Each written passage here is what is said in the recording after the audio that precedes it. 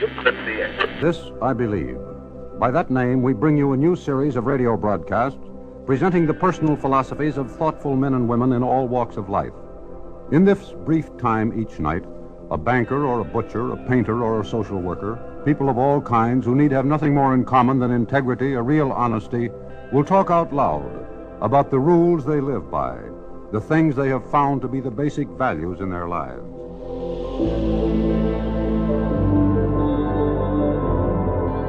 This I Believe. Robert B. Powers is a veteran law enforcement officer. After serving with the New Jersey State Police and as a deputy sheriff in New Mexico and Arizona, he was police chief of Bakersfield, California for 12 years. Later, he acted as a consultant to the American Council on Race Relations. Here is what Robert Powers believes. For many years I searched for someone who could answer my questions. I looked everywhere, in faces and books. Lawrence of Arabia had some of the answers, so I read and reread his 7 Pillars of Wisdom, as well as his letters. Everything about Lawrence made him more than a hero to me. He was almost a prophet. There was only one flaw. His latter years distressed me. Why should one of his brilliance, courage, and integrity have had to end his life in obscurity, yes, and anguish, as an enlisted man in the British Air Force? One day I found myself talking about Lawrence. You know how it is when you get started and can't stop. But finally I ended with, why? Why did this have to happen to him? There was a long pause. Then a woman said, almost as if she were talking to herself, his life among the Arabs, he must have known the Quran. There's a passage which Muslims believe are the words of God, and we desire to show favor to those who are brought low in the land, and to make them spiritual leaders among men, and to make them our heirs. My question was answered. I was no longer troubled. That was 7 years ago, and since then, I've looked for answers, directions in the holy books of all religions.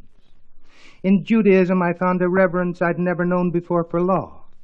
And there, too, I became aware of the dramatic effect on my life of the words, "The Lord our God, the Lord is one." Reading the Gospels with a new eye, I found the criterion, the reference point for individual behavior and integrity.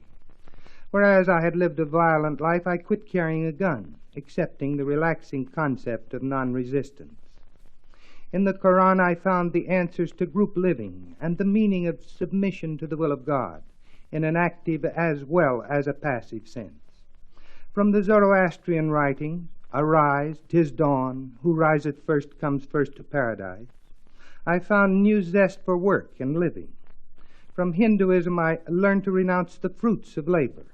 And from Baha'i, the earth is but one country and mankind its citizens, I became aware that my prejudices had always imprisoned, never protected me. Thus I came to believe that man is an impotent, confused creature, except when he develops awareness of the Supreme Being, which awareness expands into love. That power, guidance, and security come only through this love of man for God and God for man. The universe is organized and orderly, yet every least atom is in motion. The very nature of life is movement. Consequently, there must be an organizer and a governor. When I lose my job, when my child is desperately ill, or when a friend turns against me, these incidents are not fortuitous. No, these happenings are, however painful, a significant pattern of life for me as an individual. Once as a child, I became tortured with the thought that my father might abandon me in a strange city. I told him. He said, "That's impossible because of love. I couldn't leave you, Rob, if I wanted to.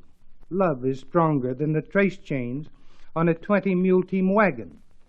Man today is like that child of 50 years ago. He is terrified that God may abandon him. But if mere man's love is as strong as steel trace chains, then God's love is unbreakable. So man and mankind are safe. This I believe. That was Robert B. Powers of Los Angeles, California. A veteran police officer, he is the author of the Saturday Evening Post series, Crime Was My Business.